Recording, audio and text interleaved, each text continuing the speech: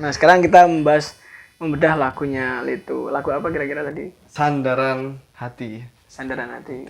Hati yang bersandar. Kita bedah judulnya dulu mungkin. Maksud Sandaran Hati ini apa, Mas? Lagunya gimana dulu? Harus lagunya dulu ya, Mas? Iya, ini kan ada. Nah, ini ada videonya sini. Oke, kenapa mau bahas Sandaran Hati? Coba kamu nyanyi gitu aja. Dikit aja ya? Ya. Refnya aja ya? Oke. Aduh, kayak mau kori aja. Teringat pada janjimu ku terikat. Hanya sekejap ku berdiri, ku lakukan sepenuh hati. Peduli ku peduli, siang dan malam yang berganti. Sedihku ini tak ada arti, jika kaulah sandaran hati. Kaulah sandaran hati. Lagunya siapa itu? Leto. Dia Leto. Apa punya vokalisnya? Vokalisnya? Noe. Noe. Leto. Leto apa? Artinya apa? Pecel lele di soto. Melet lah di foto. Wah, Leto. Enggak, kenapa kamu milih lagu itu kalau lagu ini sudah sangat filosofis? Ya, sejarahnya Mas ya. Saya dulu penggemar Leto karena memang dari semua band, ya saya nggak menyebutkan band apapun, yang mungkin yang seangkatan dengan Leto, yang memiliki lirik yang paling apa ya, mudah dihafal, dan yang kedua menurut saya bagus waktu saya SD, ya Leto itu. Meskipun banyak yang lainnya yang seangkatannya, cuman waktu itu saya interpretasinya atau saya menafsirkannya itu, wah mungkin ini babakan cinta seorang dewasa yang mungkin lagi pedih, dia lagi sedih, akhirnya dia membutuhkan sandaran hati seperti itu. Kamu mengimajinasikan antara laki-laki dan perempuan. Iya, yang memadukan romansa, remaja. Terus ternyata seperti itu ya. Terus ternyata setelah saya pengalaman hidup saya lebih kompleks dan saya lebih tumbuh dewasa sekarang, ternyata nggak secetek itu maknanya. Ada sesuatu yang tersembunyi di balik makna-makna yang ternyata yang tersembunyi itu ya tetap makna remaja. Sama saja. Enggak. Berarti kamu memaknai, Bos, yang kamu memahami bahwa dulu itu sandaran hati itu adalah wanita yang menyandar pria, gitu kan? Ya, dalam pengertian bahwa itu memang iya, wanita dan pria, laki-laki dan perempuan. Sekarang sandaran hati bukan itu.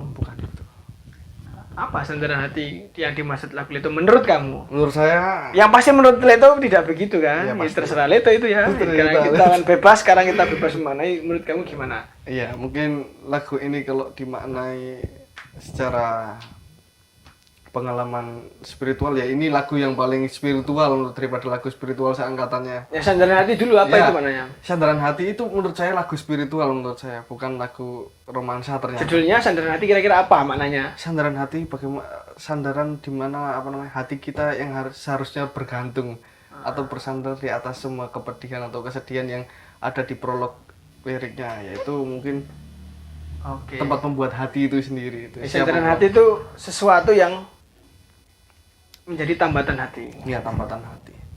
Siapa itu? Bukan perempuan. Bukan perempuan. Lagi-lagi.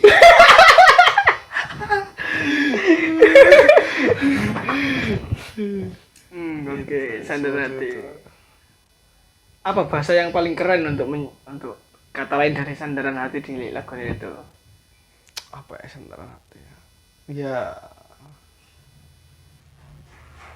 tempat berteduh mungkin begitu. Tempat berteduh. Tetap bisa kita maknai sebagai perempuan ya. Bisa. Atau laki-laki. Coba kita bedahi per liriknya. Coba kamu apa tadi setelah itu? Dari refnya apa? Dari awalnya? Dari awal bro. Iya. Yakinkah ku berdiri di hampa tanpa tepi? Bolehkah aku mendengarmu? Yakinkah ku berdiri di hampa tanpa tepi, bolehkah aku mendengarmu? Nah, hubungannya dengan sandaran hati apa kira-kira? Dia kan mempertanyakan menurut saya dia mempertanyakan, yakinkah aku berdiri di suatu kehampaan yang tiada tepi? Tepi itu artinya batasan. Nah, batasan artinya bisakah aku hidup tanpa suatu batasan-batasan itu. Yakinkah ku berdiri? Berdiri. Di mana? Ya, di hampa. Di kehampaan yang tak bertepi. Yang tak bertepi. Di apa? Bolehkah aku yakinkah aku berdiri? Di hampa tanpa tepi.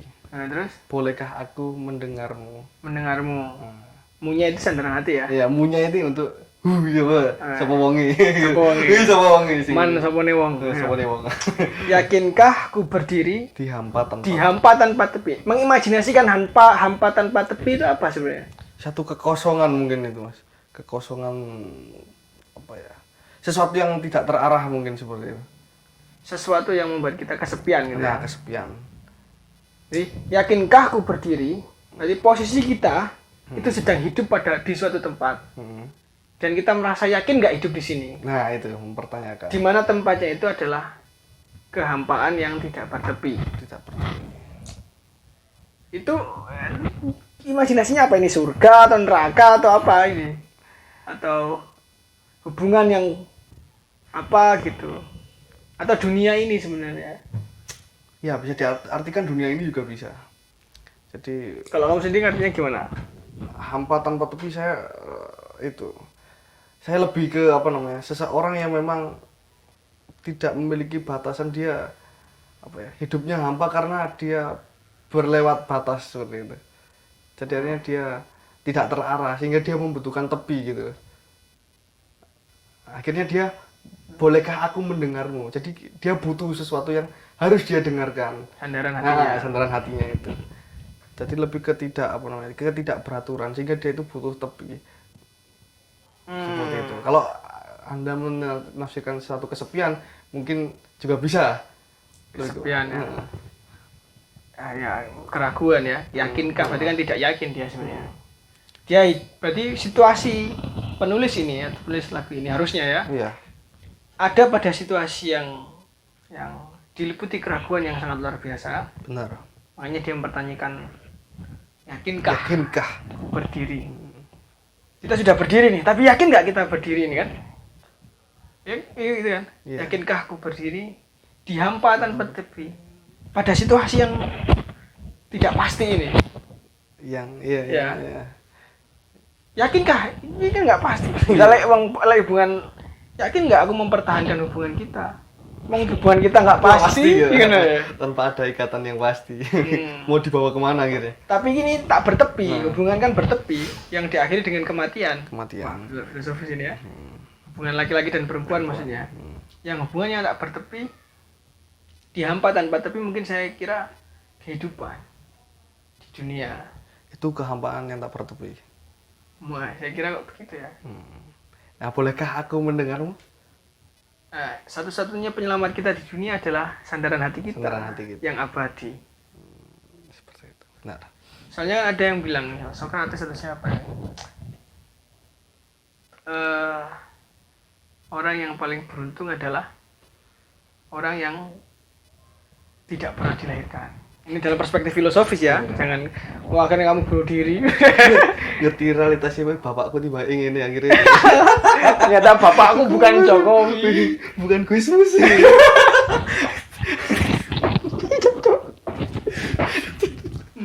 Akhirnya kita bunuh diri. Jadi ada yang bilang begitu tadi. Orang yang rugi, orang yang beruntunglah orang-orang yang tidak dilahirkan.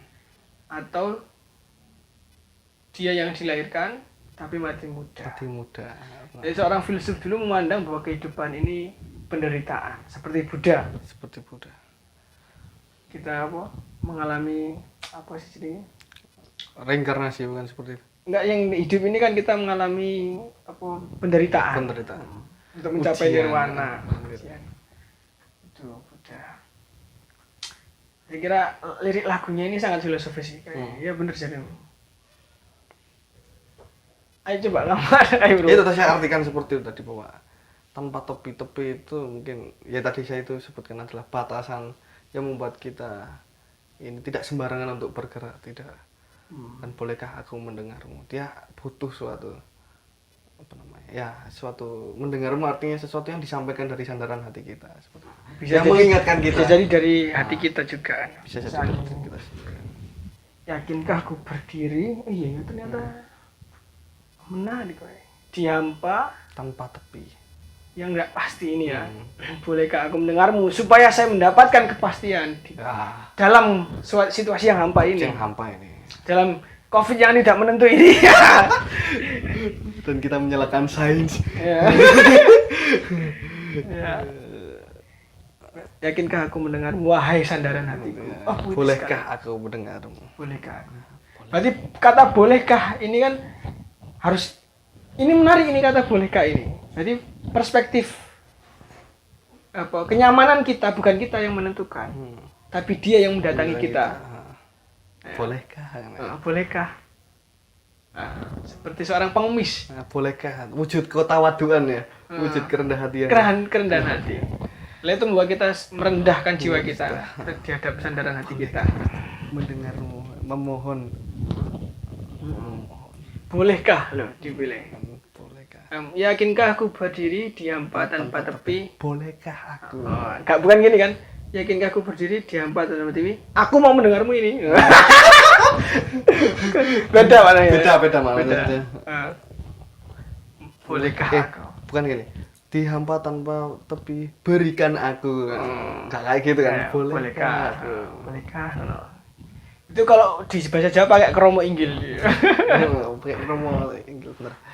Mendengarmu. Terus lirik lanjutannya, Mas. Iya, oke. Terus terkubur dalam emosi. Coba nyanyikan. Tekan di mana deh? Terkubur dalam emosi, tak bisa bersembunyi.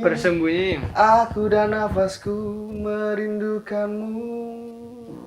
Yakinkah aku berdiri di hampa tanpa tepi? Bolehkah aku mendengarmu? Terkubur dalam emosi, tak bisa bersembunyi. Aku dan nafasku merindukanmu. Terkubur dalam emosi. Apa terus? Tak bisa bersembunyi. Tak bisa bersembunyi. Aku dan nafasku merindukanmu. Moga pun dibadok. Semen dulu aja. Ini saya belum dapat pencerahan untuk yang ini. Ini menarik ini kalau kita hubungkan dengan lirik yang pertama. Yakinkah aku berdiri di hampa tanpa tepi. Tadi saya mengimajinasikan bisa jadi itu adalah ketika kita lahir, kita penuh dengan situasi yang tak pasti. Ya. Kita harus berurusan dengan apa itu Tuhan, apa itu apa itu yang baik untuk kita, yang buruk dan lain sebagainya. Tidak pasti semuanya kan, nilai semuanya berubah. Tapi kita mau menyandarkan ke yang mana? Ke Tuhan.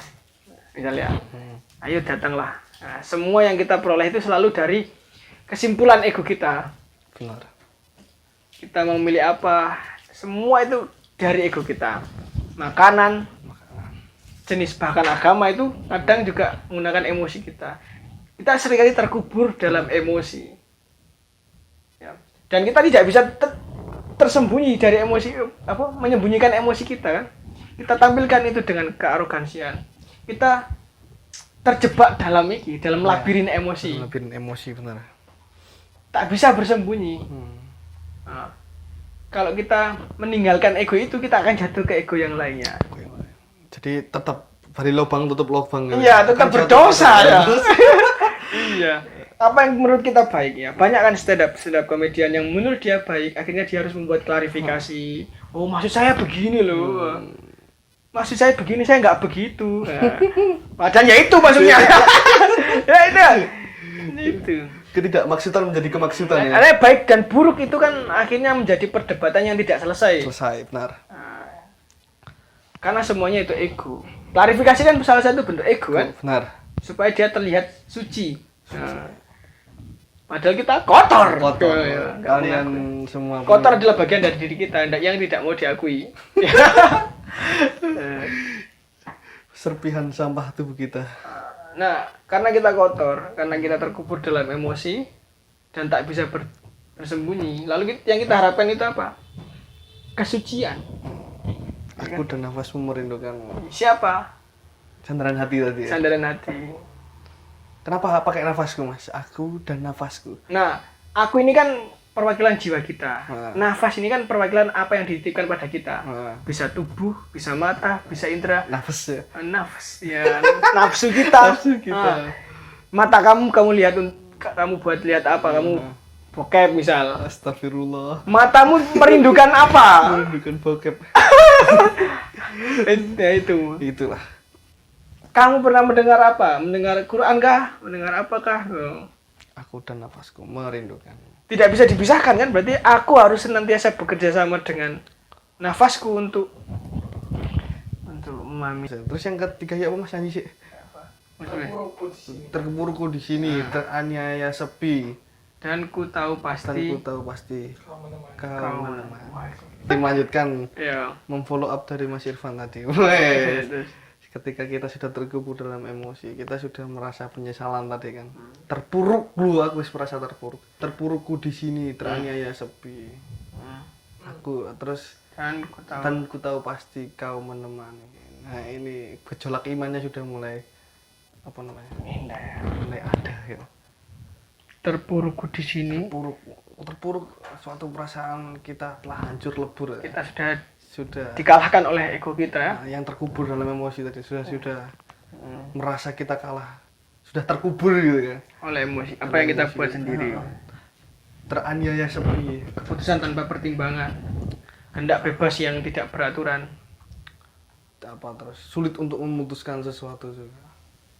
Aku tahu pasti kau menemani, sudah ada penyesalan, iman pun dibangun di situ.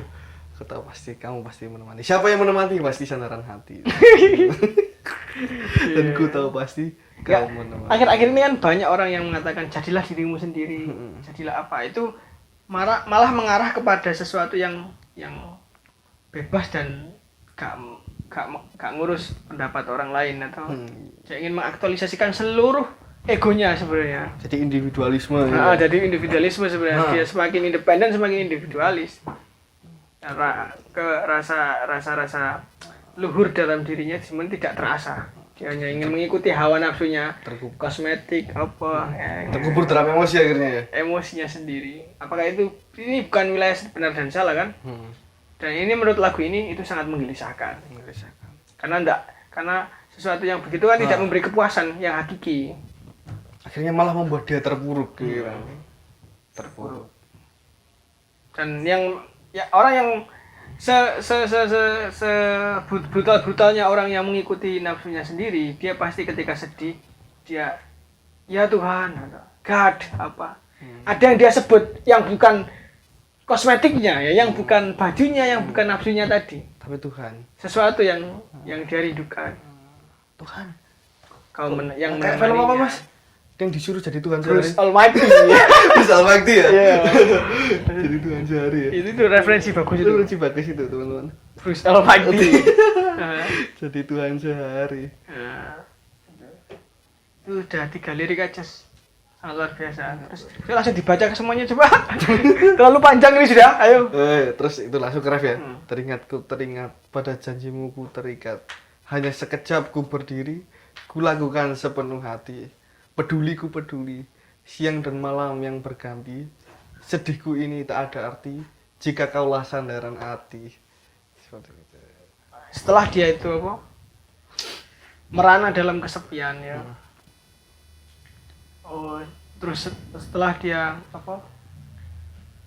terkapar, terkubur dalam emosinya sendiri, terpuruk, tidak ada yang dia jadikan sandaran hati, tapi sebenarnya dia itu ada. Terus kemudian dia mengingat-ingat sebenarnya masa kecil atau sesuatu yang paling primordial yang dia ingat itu apa? Ternyata perjanjian dia dengan Tuhan. Ya, dalam semua naskah agama dia sebut kan, ku teringat pada janjimu ku terikat. Nah, bahkan yang menjanjikan ini bukanlah dirinya sendiri, tapi Tuhannya. Sandaran hatinya tadi. Ya, beribadahlah kau nanti akan aku kasih ini, ya kan? Pada janjimu ku terikat. Ku terikat pada janjimu. Ada ketergantungan antara hamba dengan Tuhan. Ya. Ku terikat ini maknanya kan automatically ya. Kalau dia berpikir, ya maksudnya begitu kan? Basically yang kayak merekam gitu loh.